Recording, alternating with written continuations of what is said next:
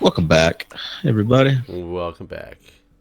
So this didn't really change anything. I mean, you got these men to plant some plants, but they still didn't come in these houses. Yeah, stupid guys. I mean, why? You know what? At this point, I'm starting to feel like it's not us, it's them. It's like you open this room right here, and I literally cannot get in this building because there's so many here. They have crammed this thing so full that there's not room for another entity. Okay, I can get in this side right here. But so I guess what if we the one that they use all the time? What if we took the doors off of it? Well, so it's what this one on the corner here is. What about the one beside it? Yeah, these two. If we just took the bottom doors off of these ones, I'm curious to see in the next evening where they go because these are their favorite houses by far. All right, I destroyed my axe, so I'll just let you do that. Yeah, I'm gonna see. I'm waiting for them to still run in these even without doors. Well, they kind of did when we had all the doors off. They kind of went in those. It's like they just like that space. They were used to. It was a familiar space for them. Yeah, I'm curious. Will they just go upstairs in this building tonight? If I leave the upstairs doors on, or will they actually move to like a completely different set of the buildings? So I went and found diamonds the other day. What? I was thinking we needed to do something, but I can't remember what it was. I was thinking we needed to do. Well, we have a very limited supply of diamonds. So. Well, yeah. I mean, yeah, but I don't know why we need them. Like, what are we gonna do with them? Make diamond helmets. Do you not have one? No, I do. I don't know. I was just trying to think of. Okay. What do we do with diamonds? Make some diamond helmets. I'm gonna go grow this carrots way off here in the corner. See if somebody comes and tries to harvest them. Or so if it's only because we pushed them. We were talking before we got here a minute ago about the FTC's warranty disclosure. Yeah. So I didn't know this until I read this article, and it was funny because this article, if people don't know what I'm talking about, it was multiple articles, but the FCC, I don't know, did they release a statement or something reminding people that it is illegal for a company who offers a warranty to void it if you've opened up the device. So when you say illegal, is it like, should they be being fined for every one of these stickers they've placed? Oh, so in theory, I don't know if actually placing the sticker you can fine them, because as long as they still honored the warranty if it was removed. And that's the whole point of this was them saying that it was basically them talking about these. Let's see if I can actually open up a real article on this, because right now I'm gonna write a page. I had one that had like lots of pretty pictures and stuff on it. I was reading at work. What's so weird about this is I've actually ran into this situation where I had opened something and I was told the warranty was void. So I mean, I didn't know that this was a thing where I was being fucked over. Well, and there's a lot of people who even talk about and this person at the top of this Reddit comment has a perfect point, and you hear this all the time, is, you know, this guy is explaining, Dell saying, you can't use your own hard drives in that server, it'll void the warranty. People have talked about, like, the Wiimotes. That's what it was a big one. Remember the original Wii console? They came with the Wiimotes that had the batteries in them. But these people sold third-party battery packs, so they were rechargeable battery packs. Yeah. And that supposedly, but somehow I removed these doors and we got a child running around here right now. I don't get that at all. But they removed they said it voided your warranty to use these third-party battery packs in these devices. And that wasn't even taking anything off that wasn't able to be taken off. There was no stickers blocking them.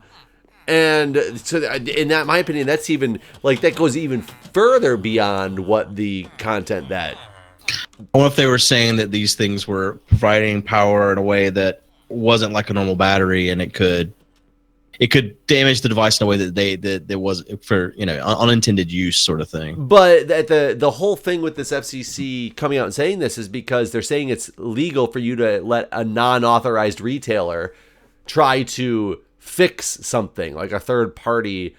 Well, see, that's interesting to me too, because Apple has constantly gone after anyone that tries to repair Apple devices that isn't an Apple authorized dealer. Which it almost seems like that would be illegal for them to go after. Like, you remember that guy on YouTube, right? That's all he does is make videos about repairing Apple products, and like Apple went after him. Oh, I didn't know that. I remember the whole Xbox modding community. How it was a big deal and a big fight because, Microsoft trying to say how it was illegal to modify their hardware or whatever. Maybe this is crossing a different threshold. I don't know, because you're actually trying to do modifications to the hardware versus fixing it to original specs. So I feel like in this case, what you're talking about does void the warranty. Like, I think everyone that had the first PlayStation soldered on the thing that made it where you could just burn games instead of buy them. I know I did. Did you ever have the original PlayStation? Yes, and I didn't do it myself. I didn't know enough about soldering and stuff back then. I didn't become really tech savvy until that was my first soldering experience. It was the most terrifying thing in the world to take my PlayStation apart and solder this fucking chip on that I bought on the internet. Like, I was so scared. Wasn't that only 4 pins on really big pads too? So it depended on what PlayStation you had. The one I had, there was one connection that was very hard to get to and was very scary. So the very first soldering experience, not soldering experience, I had soldering experience. I worked at an aftermarket automotive installer, but my original Xbox that I had, my buddy and I, he bought a couple of the original mod chips, and I didn't even own an Xbox at the time, and he said, go out and buy an Xbox, and we'll put on these mod chips together. And I was like, okay, so I went and spent $400 or whatever it cost for the Xbox. God. I think they were still $399. Yeah. And it was 28 wires soldered onto the smallest solder points on pads on the board, including some chip legs. And Jesus we Christ. both soldered our mod chips in and turned on our consoles, and they did not work. And we freaked the fuck out, and then we unsoldered them, and they worked fine again. And we were like, oh, thank God. So we tried one more time, and it didn't work again. The Xboxes wouldn't turn on. And I unsoldered it and got all scared and freaked out, and it worked again. So I was like, fuck this, I'm done. I'm never going to solder something like that again. And for some reason, the very next day, he calls me up, and he's like, oh, dude, I got it working. I just had to do a better job soldering. So he went back and tried again and actually got it to be successful. So then, of course, I started working on it again and got it to be successful. But yeah, that was the scariest freaking experience of my life because, I was in college. I just dropped $400 on a gaming console. I had $500 to my name. Right. I mean, even with the solder, that was probably a bad decision money wise, even with the soldering. yeah, probably. But then, of course, it really got my love for the modding community. And it's so funny because, yes, I will admit, I illegally obtained many games. The funny thing is, I had a collection of 150 games, because then you could do the whole hard drive. You could add the hard drive in there, the bigger hard drive, and copy it all to the hard drive. And so there was all these games on my hard drive. I played 3 of them. It more became a contest with myself on how many games I could get a hold of, even if I didn't play them. And then it became a contest with myself. I tried to mod every console I owned or ever owned in the future. Not because I really was, all about being illegal. Because, I've talked about this before, the whole poor college student clause. That's not a real clause. It's the one that people write their software piracy by. It's okay if I illegally downloaded it when I was in college because, I was a poor college student. I couldn't afford that software. And I think actually some big companies might understand that to an extent now, because look how much cheaper everything has gotten. Microsoft Office, required, but used to be $150. Now you can buy it through the home use program for $10. It's they've significantly lowered the price of operating systems. I think I bought my first legitimate copy of an operating system I bought was Windows 7. And it was because they had a deal where you could buy copies of Windows 7 for $30. Okay, you made it actually affordable for me to purchase, so I will purchase a legitimate license instead of having an illegal license like I had, in the past when I was in college. Right. I'm not saying it's right, but I justified it that way in my mind. But then it just came a thing to mod this stuff to see if I could mod this stuff. It was more of a contest of, can I do it? Not, I need to do this because I need... I want to be illegal and have all these games for free. It was more of a, can I do this? Right. Technology. Yeah, the only one I've ever done was that PlayStation. I've never actually owned an Xbox. Oh yeah, I modded my Xbox. I modded my Xbox 360, and I don't think I ever owned an illegal game for it. I modded it and had like a friend who had like one that I used to test it and make sure it works, and then I never put an illegal game in it again. I don't know why. Like it was literally a thing to see if I could do it. Yeah. I think my Wii U is the only console I own that I didn't mod. Was there even a mod I for have those? no idea. I haven't even looked. I haven't turned on my Wii U in so long. The only game I own for the Wii U is Mario Maker. Is what? Oh, Mario Maker. And I haven't even turned it on in forever. It's fun. It's sad because I had a really good setup at my old place to be able to, right by the computer with a big TV. It was all hooked up to the capture card. I could just turn my chair, and now I'm like watching and recording, playing the games. I don't have a good setup for my Wii U anymore. I would have to like change one of my monitor inputs to HDMI. And then I would lose like, a computer screen, and then I was still playing on a small screen. So I haven't even done it yet. Yeah, switching to the stream PC setup really helped my ability to record things. I do have to switch around cables to get everything going, but it does make it easier to just have whatever I want. It's real nice to just be able to I don't know, the computer that's recording being its own entity sort of thing. Yeah, it's not taking up the same bandwidth to try to push broadcast stuff out there. Yeah. What do you think about Twitch IRL streaming? So I don't have a strong opinion on either way. I mean, this is something that the Twitch community is heavily debated about, should it even exist and all this stuff. So it's weird that a lot of it really is just booby streaming. And that's all it is. Like they're sitting there and they're, showing boobies and not the whole thing. And I mean, I guess that's more respectable for the person involved than it is to get completely naked. But there's also the weird ones like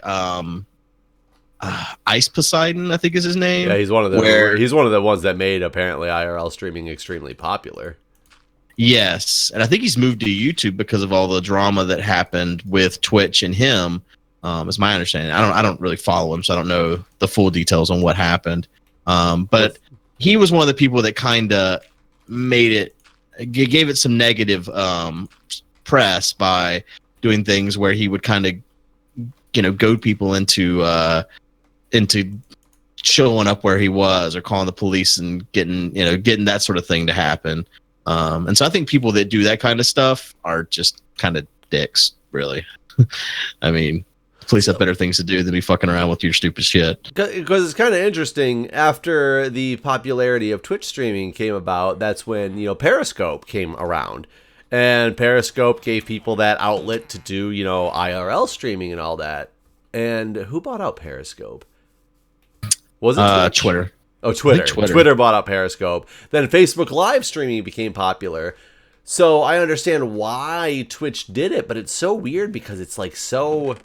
It kind of goes against what their platform is. It doesn't really go against it, but their platform was game streams. Because they had Justin TV back in the day. Right. And they what's pretty wild is we were talking about the Facebook thing last episode. Whenever that was going on, Washington Post has a Twitch page where they were streaming it. What were they streaming exactly? The Mark Zuckerberg testimony on Twitch. Twitch page? Yeah, Washington Post. I didn't realize. I actually think I pulled up a Washington Post article that had the embedded stream in it is what I was watching on. I didn't realize that was a feed from a Twitch stream. Yeah. Because I actually streamed while it was still ongoing. I watched it for a while and I got bored and decided to stream. And when my stream was starting up, people were like, "What are you going to do?" And I was like, "I'm just going to rebroadcast C-SPAN and we're going to talk about this." And everyone was like actually down for it. And I was like, "Actually, I don't know if I can do that. I don't think I can." And they're like, "Washington Post is." I was like, "What?" And I went and looked, and sure enough. So I asked because I did my first Twitch IRL stream. So you did that while I was streaming too, and you were at the firehouse, and they got to meet Sean or whoever. Was it Sean? They met Jonah. They met Stuart. I mean, Stuart. Wait, so wait, what? How do you know about this? Did they come into your stream talking about it? Yeah. I was informed. People tell me what you do. This is interesting. Not sure why, but I mean, I actually had a conversation with my stream while this was going on, and I was like, I know that Jeff's a volunteer firefighter, but most jobs you couldn't just start streaming from. Like if you were at your job, if I was at my job and I just started streaming, I'd be fired. You know? Sure. I'm not saying you should be fired. I wasn't like making the argument for let's fuck Jeff up right now.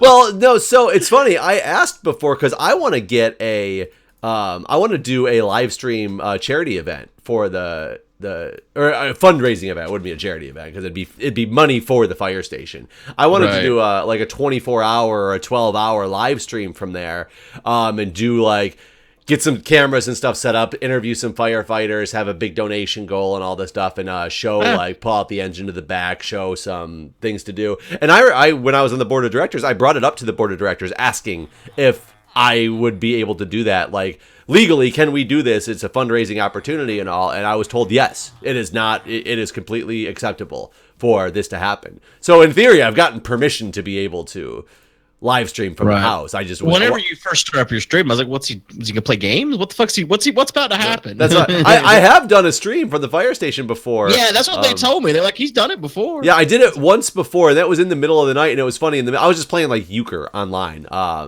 because it's really bad internet connection there. It was really bad at the time, and I was playing euchre, and it's funny because that's when I got it's the video of the fire that you always talk about us just destroying the house and stuff. I got dispatched in the middle of that stream. That's right. I remember that now. You say that. So it was kind of entertaining. The only other time I've streamed, there was a box alarm that we went to, and I had footage from the the fire and everything, which is kind of cool. So I think it's interesting because I think I periscoped once when we were doing a training exercise, and people seemed to like it, but it was really like I just was doing it to see what people said. Periscope wasn't a big enough platform to do anything on. Like people watch stuff, but you weren't like harder to see chat and all this stuff. Right. It was different. I think it's kind of cool that they offer this IRL thing, and it's nice to keep, because I think I'm going to try to make this a series now, where every Monday I'm going to take some time and do some type of IRL stream from the fire station. I think people would enjoy it, for one. I think I will enjoy it. It'll give me something to like look forward to. And I think it can help grow the channel if people start to realize that, hey, this guy's a firefighter. Like, I don't think there's many firefighters who do live streams of their stuff very often. It is something that should hopefully stand out and maybe help progress my channel a little bit as well. But I think it's kind of cool to be able to have it in the same place, but I feel weird about it because I can't wrap my head around Twitch being an IRL streaming platform. Yeah. You just gotta accept it. I guess. I don't know, but yeah, I can see what you're saying. Like, it doesn't, and it does feel out of place. It does, with it being a gaming site. It feels like like you said, they had Justin TV. It feels like they went in a circle in some weird way. Like they had a thing. Yeah, because then they got rid of Justin that thing TV with another thing, and then they went back to that thing. Yeah, they started Justin TV, then they branched out to, then there started being a bunch of, I don't know if they advertised it or if there just was a bunch of gamers that started working on Justin TV, and then they branched it off into Twitch, and then eventually actually dropped Justin TV. Yeah. And now you're bringing it back. Just you're now under the Twitch brand doing what Justin TV was. Right. Yeah, it is weird. And I don't think they've quite figured it out themselves, to be honest. They don't know how to regulate it, so to speak, yet. Like, again, they've had these problems with certain people, and they don't think they know what to do with that yet. So I think it's one of those things that's kind of a work in progress. Well, and the sad thing is, too, I don't blame Twitch for the problems that they have. It's people doing stupid shit and realizing people want to watch that stupid shit, so then going and doing more stupid shit, and you're just the platform. I think they're trying to grow it though, in the direction they want. Like they paid Giant Waffle. He is the Bacon Donut Giant. Giant Waffle. They paid him and his girlfriend to go to Australia together and stream the whole thing. Like they took a trip to Australia and live streamed every day for like 10 hours. and just we're on vacation basically. I mean, that's cool. Now I need to see like how people do different stuff, because I've heard a lot of live streamers or IRL streamers somehow using GoPros and stuff. Oh yeah, he's got this whole backpack like vest setup thing. How do you get a GoPro hooked up to your? You can your connect Twitch it app or whatever through your phone or something. I mean, it's all using cellular data to stream all this and stuff. So you need to have good cellular data. But I mean, he would be the person to really talk to, because he, like I said, I'll call him up. Be like, yo. Well, I mean, Sevidus could definitely get you a touch. Sevidus has, been a part of helping make all that happen with them. I mean, because it was it's like I said, it was an ad deal with Nerd Fusion. So, yeah, I mean, Sevidus could give you a basically this is the equipment you need, and here's what it costs for sure. Yeah, I just want to see, because if this starts to like be something that big that people really want to see, I'd like to do it not just holding my phone the entire time, like pointed at my face type of deal. Right. I mean, technically, if you had the whole setup that he used in Australia, you could strap that shit on and go into a fire. Well, and that's where I think it's gonna potentially cross some weird lines, because I have no problem, because you can put up the videos of this stuff. You're on public roadways and stuff. You can, if I get dispatched to a call, throw it up on a mount, and you can go to the fucking call with us. I'd obviously have to turn it off before we dealt with any patients or whatever. But see, that's what my question, where it came to. You're going into people's houses because you're there to beat their houses down with axes. Yeah, I wouldn't live stream any of that stuff. That would be highly bad to live stream. Because I mean, the video you could edit out anything that. But yeah, I wouldn't be too cool with, like, if my house was on fire, I'd have to sit and watch you destroy it with your axe. Yeah. Here with our axe. Now it's interesting too, because one of the reasons that it was fine for the live stream, because the dispatches go out at the fire station. So you hear the addresses things are dispatched to, what the call is for, etc. But that's public information in the fact that you can go to a website, Broadcastify, and just listen to the dispatches. Like it was just open to the public. They've recently stopped that though. Have they? Yeah, and I don't know if it's because they just secured their radio transmission channels more, or I mean, people on Reddit use that shit like insane. Like anytime there's any like active shooter or any of that sort of thing, it's everyone is on the what's happening on dispatch and all that. And so that might be why it might have become a thing where they realized that this is being used in a way they didn't anticipate it. Yeah, I don't know why my county stopped doing. Well, at least I don't know if they just took off the Fireground Operations channel, because they used to be able to listen if there was an actual fire. You could go and listen to the Fireground Operations channel and hear what was going on. And that was actually, it's really unfortunate that they took it away, because if I'm at work and I look at my phone and see that we got dispatched to a fire, I listen to it because I want to hear the initial on-scene reports. I want to hear the status update reports. Because we've changed our policies and procedures on that stuff recently, and it's more of listening to actual ones happening, so you can practice like what went well at that guy's report or what did not go well, so you know how to more effectively communicate. And I can't do that anymore. Now it's just based on, I'm at the fire station, I can hear it, or when I'm dispatched to one of those calls, am I going to do well or not? Right. Have you ever been in a situation where there was a house on fire and there's people inside, you had to like carry someone out? No. I have not been in that situation. Most firefighters are never in that situation. Right. But I've been into fires or I've been to houses that were legitimately on fire. I went to one, this is an interesting story. We got dispatched, so you get dispatched in like first, second, third, fourth, or fifth due is what they'll call it. It's like when you're expected to arrive. And based on when you're expected to arrive, you have a different job at the fire ground of what you're supposed to do. We were dispatched to a place, I think fourth due, apartment complex. I was the first person that got to the fire with a hose line, which is crazy, because you first due should be there with a hose line instantly.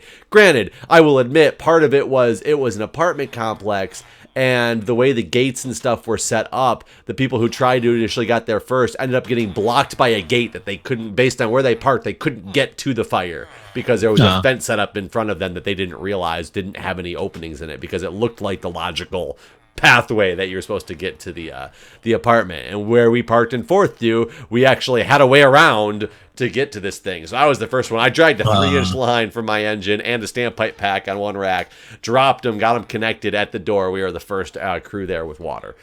That particular fire, I looked over, and 2 firefighters did carry a guy out of his house and started doing CPR on him on the ground in front of me because he was in a room that got engulfed in flames and didn't get out of bed, and he did not make it. No. So I was there when they carried a guy out of the fire.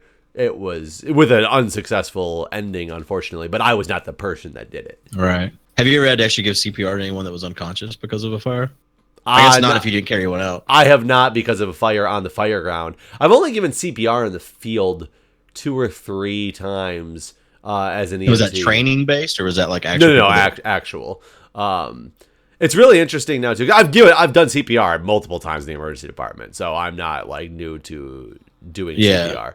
But in the field, I haven't done it too often. They've changed the policy in the county for something called high efficiency CPR, and they've changed the CPR protocols that you no longer go up to. What it always used to be is if you get to a situation that CPR is happening, you throw that person in the back of the ambulance and you drive to the hospital as fast as possible while CPR is happening in the back. You don't do that anymore. Really? You do 15 minutes of high quality CPR on the scene without moving the patient.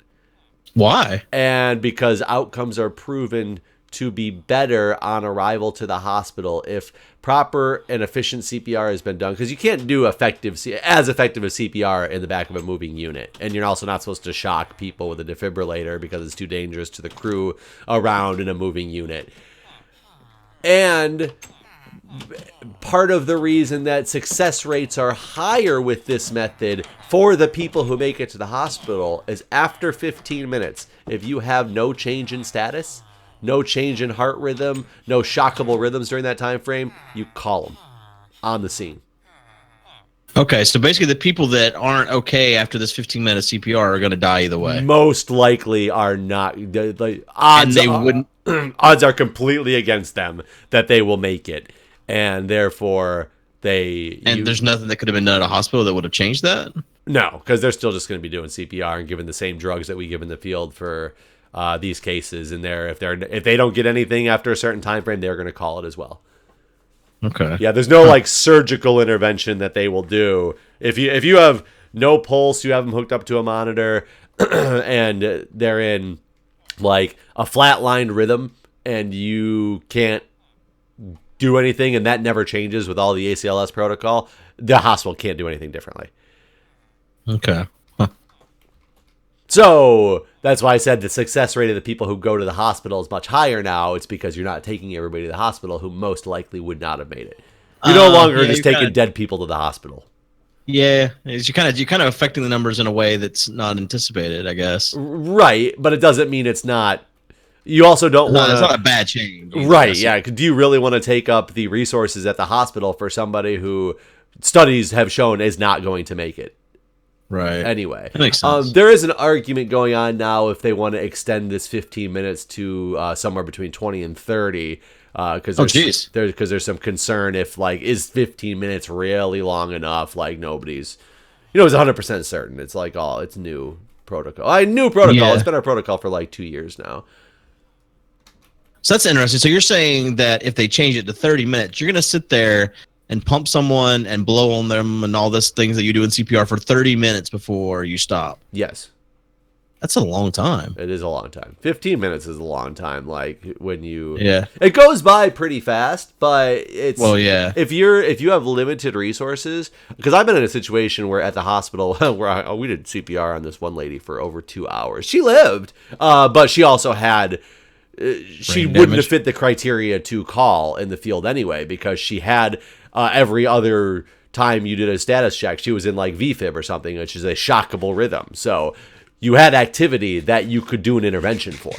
And this went on for multiple hours. And actually, she was a cardiac tamponade, and they cracked her chest open. That's my favorite kind of tamponade. Your favorite kind of tamponade. It's when there's like fluid gets around the heart, and it stops the heart from being able to squeeze because there's too much pressure. It's basically like stuck. So they actually cracked her chest and did and pulled the fluid out of her pericardial sac in the ICU.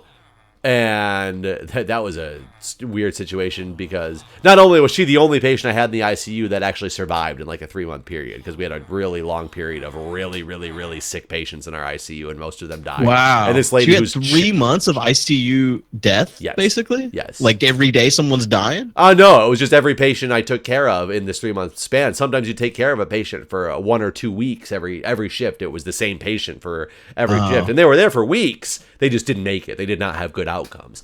And sometimes you have those runs. It's just I didn't know people stayed in the ICU that long. I thought you always ended up somewhere else after you were stable. When I first went to but they never got stable. Yeah, I guess I define stable differently in my head. Like you're movable, basically. No, these people were. You'd have people that were completely ventilator dependent and not making any like real signs of progress, and you can't put them to a normal floor. They have to be ICU care at that point. And we had a really, really, really sick ICU for a while. From like what we do, we did heart transplants, VAD stuff, which is the ventricular assist devices. So basically, something's running your heart for you while you're waiting for a heart transplant. So we had a really sick ICU, and it's and it happens. But this lady, of all people, the one we cracked her chest on, she walked out of the hospital after a couple months, like completely fine. Wow, which was amazing. But the whole point of that story was there was multiple of us nurses and doctors and stuff there, and only 2 of us were able to, for some reason, do effective compressions. I'm not really sure why.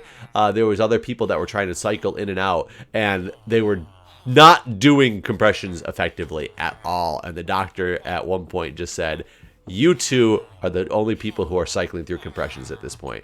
They're talking about me and some other girl that were there, because we were the only ones doing effective compressions. So for 2 hours every 2 minutes, this girl and I did compressions. Jeez. I was the sorest I've ever been after working a shift the next day. I bet so. Wow. Jeez. I bet she was sore, the woman that you pumped on for 2 hours. Guaranteed, because especially once you crack their chest, it's not even a stable rib cage anymore. You have to put to put a clipboard over it to give you a surface area to push against. Oh my God. Jesus Christ. Yep. She had a bad day. Yeah, but she lived. She had bad day, but she lived. And she might not be alive now. This was 5 years ago or something like that. And I wish I could remember what her history was, like her background, why she was there in the first place. But jeez. Yep, happens. Well, we've talked for 30 minutes now. Just realized. So I guess we better get out of here. All right, folks. See you next time. See ya.